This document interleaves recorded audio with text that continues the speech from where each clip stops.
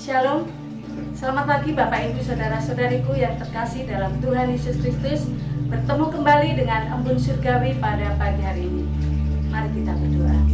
Terima kasih Tuhan Yesus untuk kasih sayang Tuhan. Kami boleh merasakan hari yang baru, hari yang indah yang Tuhan berikan kami untuk mendasari pagi ini dengan kebenaran firman Tuhan. Buka hati pikiran kami dan pimpinlah kami dengan kuasa Roh Kudus-Mu ya Tuhan. Kami menyerahkan waktu ini sepenuhnya ke dalam tangan kuasa Engkau. Di dalam nama Tuhan Yesus kami berdoa dan ucap syukur. Amin.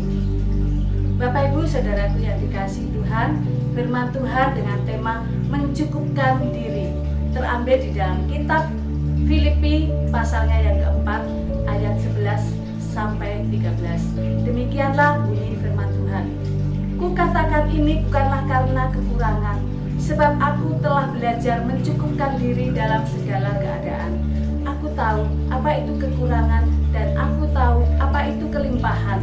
Dalam segala hal dan dalam segala perkara tidak ada sesuatu yang merupakan rahasia bagiku, baik dalam hal kenyang maupun dalam hal kelaparan, baik dalam hal kelimpahan maupun dalam hal kekurangan.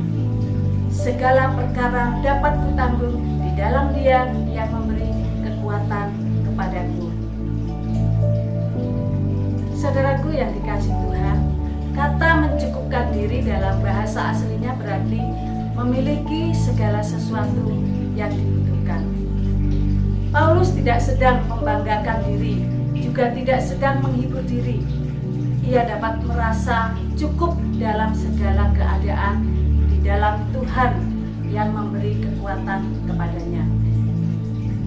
Mencukupkan diri bukanlah hal yang mudah, ya, karena harus melalui banyak proses. Demikian juga Paulus sendiri pun perlu sebuah proses belajar mencukupkan diri, yaitu dengan yang pertama, agar kita dapat mencukupkan diri, kita harus meminta hikmat Tuhan dalam membedakan manakah kebutuhan yang harus dipenuhi dan keinginan yang harus dikendalikan. Suku bunga naik dan angsuran rumah juga naik. Ya, kalau kita melihat keadaan situasi pada masa kini. Hal yang kedua yang kita harus meminta Tuhan, yang kedua membuat perencanaan dalam penggunaan uang kita. Kebutuhan yang harus diprioritaskan dan keinginan yang bisa ditunda serta mempertimbangkan manfaatnya. Belajar mencukupkan diri, meminta hikmat Tuhan, membuat perencanaan, dan yang ketiga mempertanggungjawabkan dalam menggunakan harta kita di hadapan Tuhan. Saudaraku yang dikasihi Tuhan, apakah keadaan kita mengganggu diri kita sendiri? Kita harus selalu ingat firman Tuhan di dalam Filipi pasal yang 4 ayat 11 dikatakan, sebab aku telah belajar mencukupkan diri dalam segala hal. Mencukupkan diri dalam segala hal. Marilah Bapak Ibu, saudara-saudariku yang dikasihi Tuhan, kita belajar untuk memberi yang terbaik kepada Tuhan. Belajar taat,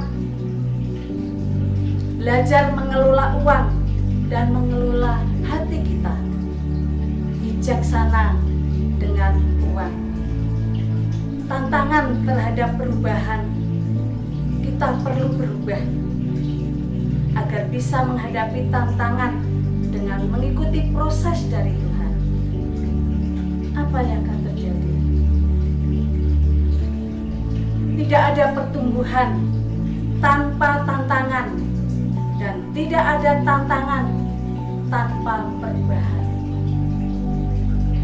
Saudaraku yang dikasihi Tuhan, kita juga harus berbeban dengan jiwa-jiwa yang terhilang, siap mengelola hati kita untuk memberitakan Injil, mempersembahkan jiwa-jiwa baru kepada Kristus agar banyak orang diselamatkan.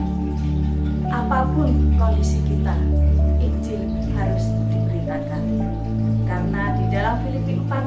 13 dikatakan, segala perkara dapat kutanggung di dalam Dia yang memberi kekuatan kepadaku.